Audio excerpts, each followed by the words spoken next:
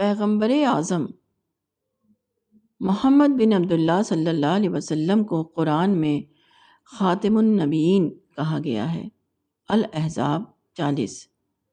اس کا مطلب سادہ طور پر صرف یہ نہیں ہے کہ آپ نبوت کی فہرست کی آخری کڑی تھے۔ اس کا مطلب یہ ہے کہ نبیوں کو بھیجنے سے جو مقاصد مطلوب تھے وہ اللہ تعالیٰ نے آپ کے ذریعے آخری طور پر مکمل کر دیے، اسی لیے آپ آخری نبی قرار پائے۔ آپ کے بعد اب مزید کسی نبی کو بھیجنے کی ضرورت باقی نہیں رہی۔ محمد صلی اللہ علیہ وسلم کے ذریعے نبوت کے تمام مقاصد کی تکمیل ہونا صرف شخصی عقیدے کی بات نہیں ہے، بلکہ یہ ایک معلوم تاریخی واقعہ ہے۔ اسی لیے انگریز مورخ ٹامس کارلائل نے آپ کو پیغمبروں کا ہیرو بتایا ہے۔ امریکی پروفیسر مائیکل ہارٹ نے آپ کو تاریخ کا سب سے بڑا انسان کہا ہے۔ کروڑوں اہل اسلام آپ کو تمام پیغمبروں میں سب سے اعظم اور افضل پیغمبر مانتے ہیں۔ خدا کی طرف سے جتنے پیغمبر آئے سب توحید کا پیغام لے کر آئے، مگر آپ سے پہلے تمام پیغمبروں کے زمانے میں توحید کا پیغام صرف دعوتی مرحلے میں رہا، وہ انقلاب کے مرحلے تک نہیں پہنچا۔ محمد صلی اللہ علیہ وسلم نے اپنے اصحاب کی مدد سے اس کو عملی انقلاب کے مرحلے تک پہنچا دیا۔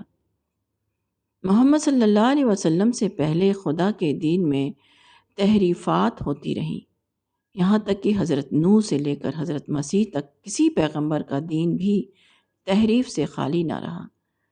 آپ کے ذریعے تاریخ نبوت میں پہلی بار ایسا ہوا کہ خدا کا دین تحریفات سے پاک ہو کر ہمیشہ کے لیے ایک محفوظ دین کی صورت میں قائم ہو گیا۔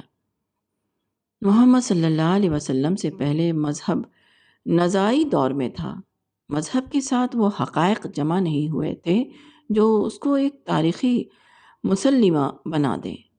آپ کے ذریعے یہ عظیم کارنامہ انجام پایا کہ مذہب کی تحریک نزاعی مذہب کے دور سے نکل کر مسلمہ مذہب کے دور میں داخل ہو گئی۔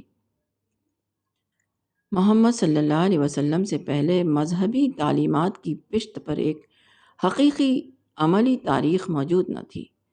آپ اور آپ کے اصحاب کے ذریعے پہلی بار ایسا ہوا کہ مذہب کی اعلیٰ تعلیمات مجرد تعلیمات نہ رہیں، بلکہ ان کے پیچھے ہر اعتبار سے ایک مکمل واقعاتی تاریخ موجود ہو گئی۔ حقیقت یہ ہے کہ محمد صلی اللہ علیہ وسلم کی عظمت میں بولا ہوا ہر لفظ ایک ثابت شدہ واقعہ ہے، نہ کہ فرضی نوعیت کا صرف ایک شخصی عقیدہ۔